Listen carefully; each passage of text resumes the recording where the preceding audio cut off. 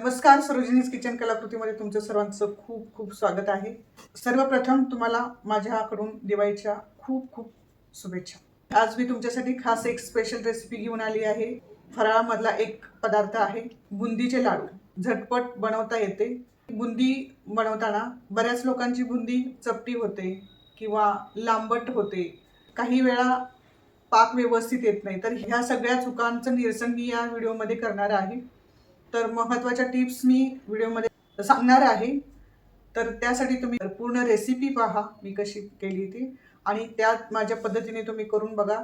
जास्त वेळ न घालवता आपण रेसिपीला सुरुवात करू। कटोरी बेसन घेतलेला आहे। बुंदी बनवण्यासाठी बारीकच दळून आणायचं आहे बेसन। 2 चमचे मी तेल घालून घेतलेलं आहे। चिमूटभर मीठ घालून घ्यायचं आहे। पिवळा कलर एकदम थोडंसं घालून घेणार आहे। लाल कलर घालणार आहे। थोडंसं कोमट पाणी केलेलं आहे। थोडंसं पाणी घालून आपण चांगलं बॅटर करून घ्यायचं आहे। गुठळे असेल नाही पाहिजे, एकदम स्मूथ असं बॅटर झालं पाहिजे। 2 वाटी बेसन घेतलेलं होतं, तर त्याच्यासाठी मला फक्त 1.5 वाटी पाणी लागलेलं आहे। पोरिंग बॅटर पाहिजे आपलं। चमचा पूर्ण बुडवल्यानंतर पाठीमागं अशा प्रकारचं कोटिंग झालं पाहिजे। त्याच्यापेक्षा पातळ नाही करायचं, जरी झालंच पातळ तर थोडंसं बेसन घालून परफेक्ट कन्सिस्टन्सी बनवायची आहे बॅटरची। फूड कलरच्या ऐवजी तुम्ही हळद ह्याच्यामध्ये मिक्स केली तरी सुद्धा चालतं। खूप छान कलर येतो बुंदीला। बुंदी पाडण्यासाठी इथे मी झाऱ्या यूज करते। तर हा झाऱ्या सगळ्यांच्या घरी असतो, छान बुंदी पडते। थोडंसं बॅटर मी टाकून बघते। वा, छान झालेलं आहे। बुंदी पटकन वरती येते। तेल गरम झालेलं आहे आणि बुंदी तळताना आपल्याला हाय फ्लेम वरतीच बुंदी तळून घ्यायची आहे, तरच बुंदी छान तळली जाते।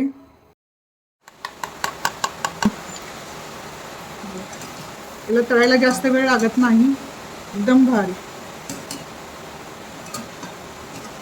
तुम्ही पाहू शकता अतिशय गोल आणि परफेक्ट झालेली आहे बुंदी। आता मी हे काढून घेते पूर्ण। ते पहा, तुम्ही बघू शकता।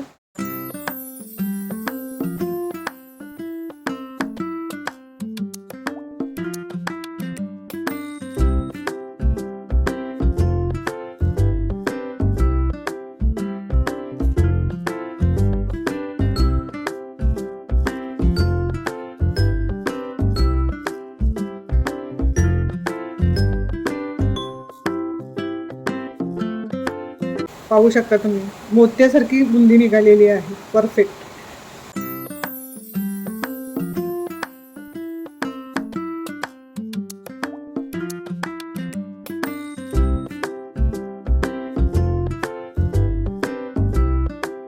बुंदीचे लाडू बनवण्यासाठी आपल्याला पाक बनवायचे। साखरेचं प्रमाण तुम्ही कमी जास्त करू शकता। पाऊण वाटी धुवून घेतलेले आहेत, 1.5 वाटीपेक्षा थोडंसं जास्त। आणि साखर विरघळेपर्यंत सतत ढवळत राहायचं आहे। आता इथे आपल्याला कुठल्याही प्रकारचा पक्का पाक करायचा नाही किंवा 1 तारी 2 तारी असं पाक करायचं नाही। तर इथे फक्त हाताला 2 बोटामध्ये चिकट झाला पाहिजे आणि हलकी एक अशी पातळ तार आलेली पाहिजे। चांगली उकळी आली पाहिजे आणि उकळी आल्यानंतर गॅसची फ्लेम बारीक ठेवून एक 5 मिनिटं पाक शिजू द्यायचा आहे। पाकाला छान कलर येण्यासाठी केशरच्या काड्या घेतलेल्या आहेत, तर ते इथे केशर घालून घेणार आहे मी। चांगला कलर येतो पाकाला। थोडासा पाक मी घेते बोटावरती, अशी हलकी तार दिसते, तुम्ही बघू शकता। अर्धा चमचा वेलची पूड टाकून किंवा मेलन सीड्स म्हणतात, हे थोडेसे घालून घेणार आहे। ही बुंदी आहे ती या पाकामध्ये घालून घ्यायची आहे, तुम्ही बघू शकता। मस्त बुंदी तयार झालेली आहे आपली। आणि हे पाकामध्ये अशी छान मिसळून घ्यायची आहे। गॅसची फ्लेम लोच ठेवून हे करायचं आहे। 1 ते 1.5 मिनिटं पाकामध्ये अशी छान शिजवून घ्यायची। झाकण लावण्याने काय होणार आहे, आतल्या वाफेमध्ये छान बुंदी पूर्ण पाक असं शोषून घेणार आहे। आता मी हे झाकण लावून ठेवते। ते झाकण लावताना गॅस बंद करायचा आहे।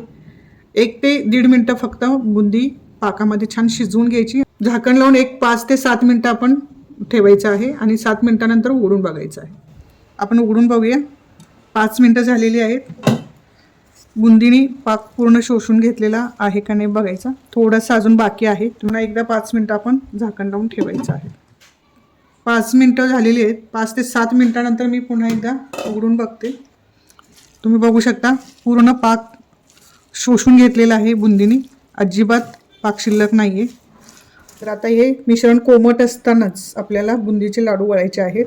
कडक आहे तर थोडंसं कोमट होईपर्यंत थांबायचं आणि कोमट झाल्यानंतर बुंदीचे लाडू वळायचे आहेत. थंड झाल्यानंतर बुंदीचे लाडू वळता येत नाहीत. आता आपण लाडू वळायला घेऊया. थोडंसं कोमट झालेलं आहे. तुम्हाला जेवढ्या आकाराचा पाहिजे तेवढा तुम्ही लाडू वळायला घेऊ शकता.